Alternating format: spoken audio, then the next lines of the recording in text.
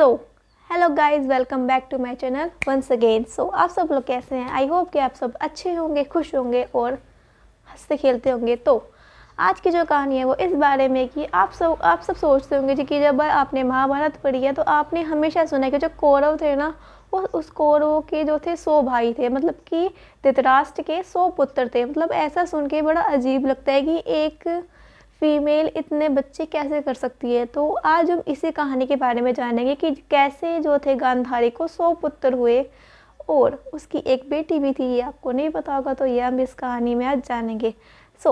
आपका मेरे चैनल में स्वागत है और अगर आपको ऐसी इंटरेस्टिंग वीडियोस देखने हैं तो प्लीज़ मेरे चैनल को सब्सक्राइब जरूर कीजिएगा। तो चलिए शुरू करते हैं। तो आप सब जानते हैं कि जो धृतराष्ट्र थे वो अंधे थे और उनका विवाह जो था गांधारी से हुआ था। उसके बाद क्या हुआ कि जब उनकी शादी हुई तो फिर जो थी गांधारी गर्भवती हो गई और वो गर्भ जो उनका था वो 2 सालों तक चला। और उसके दौरान जो था कुंती को पहले से ही युधिष्ठिर हो चुका था। मतलब कि आप सब जानते हैं कि जो ज्येष्ठ पुत्र है वो हमेशा युधिष्ठिर को ही माना जाता है क्योंकि वो ज्येष्ठ है। और कुलवंश में माना जाता है कि जो ज्येष्ठ पुत्र है ना उसी को राजा बनाया जाता है। वो बड़े भाई का है, छोटे भाई का है, इट डज नॉट मैटर। और आप जानते होंगे कि धृतराष्ट्र को राजा नहीं बनाया गया था क्योंकि वो अंधा था और सब ने बोला था कि जो अंधा है वो कैसे जो था राज्यभार संभाल सकता है। इसीलिए जो था पांडव को राज्यभार संभाला गया था।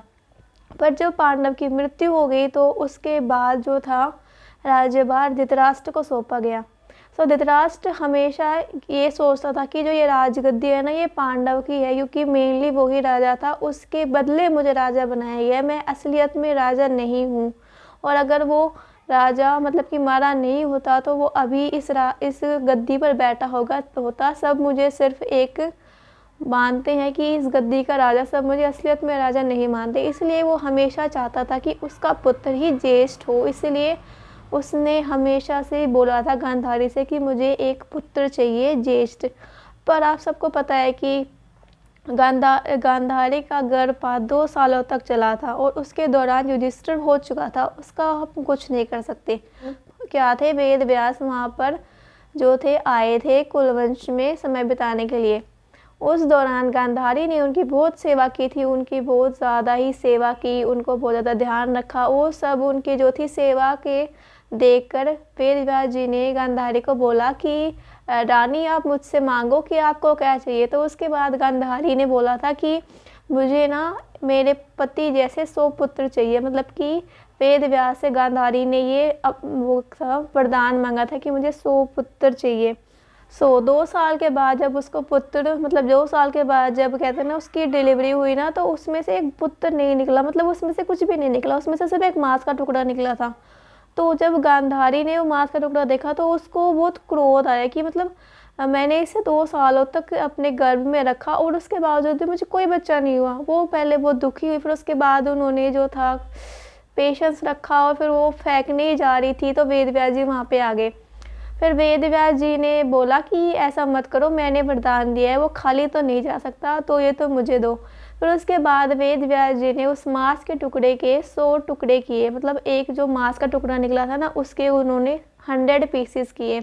और गांधारी ने वेद व्यास जी से बोला था कि मुझे एक पुत्री भी चाहिए, तो उसने एक टुकड़ा अलग से काटा था उस बड़े टुकड़े में से। तो उन 100 टुकड़ों को जो थे अलग अलग 100 मटकियों में घी मतलब कि घी भरकर रखा और वो मटकियाँ जो थी 2 सालों तक लटकी थी। उसके बाद 2 सालों के बाद जो थे उसमें से एक पुत्र की प्राप्ति हुई जिसका नाम था, आप सब जानते हैं, दुर्योधन। दुर्योधन उसी दिन पैदा हुआ था जिस दिन भीम पैदा हुआ था। इसलिए कहते हैं कि दुर्योधन और भीम साथ साथ के थे और उन्होंने साथ साथ, उनके गुरु भी एक ही थे और उनका जो कौशल था वो भी एक ही था। ऐसे करके गांधारी के 100 पुत्र प्राप्त थे। मतलब कि आप कह सकते हैं कि उसके टेस्ट ट्यूब बेबी थे। मतलब कि आज के टाइम में जैसे कि बोलते हैं ना कि IVF वगैरह करवाते हैं, जो कौरव थे ना वो टेस्ट ट्यूब बेबी थे। मतलब ऐसे जेनेटिकली तो हम नहीं कह सकते कि एक औरत के 100 पुत्र हो, पर उस टाइम पे हो सकता है क्योंकि मेनली जो 100 पुत्र थे ना वो इसीलिए हुए थे क्योंकि वेद व्यास जी ने गांधारी को जो था वरदान दिया था 100 पुत्रों का कि 100 बलशाली पुत्र होंगे उसके, बिल्कुल धृतराष्ट्र जैसे। और धृतराष्ट्र तो आपको पता ही है कैसा था, हमेशा चिड़ोकला, अहंकार उसमें भरा हुआ, हमेशा ईर्ष्या करनी, हमेशा ही गद्दी के पीछे लगा रहना। सो ऐसे ही विचरण उसके जो थे उसके पुत्रों में, और उसके पुत्र फिर उन्होंने बताया कैसे उन्होंने सब कुछ किया। पांडव बहुत सरल था, सबका आदर करता था, सबसे प्रेम करता था, सबका सम्मान करता था। इसीलिए जो थे कुंती को अच्छे अच्छे प्यारे प्यारे और महान पुत्र की प्राप्ति हुई। So that's for today's video. तो ये थी आज की कहानी। सो मैं मिलती हूँ आपको एक नेक्स्ट वीडियो में और एक नेक्स्ट मस्त स्टोरी के साथ। सो मेरी वीडियोस देखने के लिए मेरे चैनल को सब्सक्राइब कीजिएगा and like share and comment कीजिएगा। Okay bye.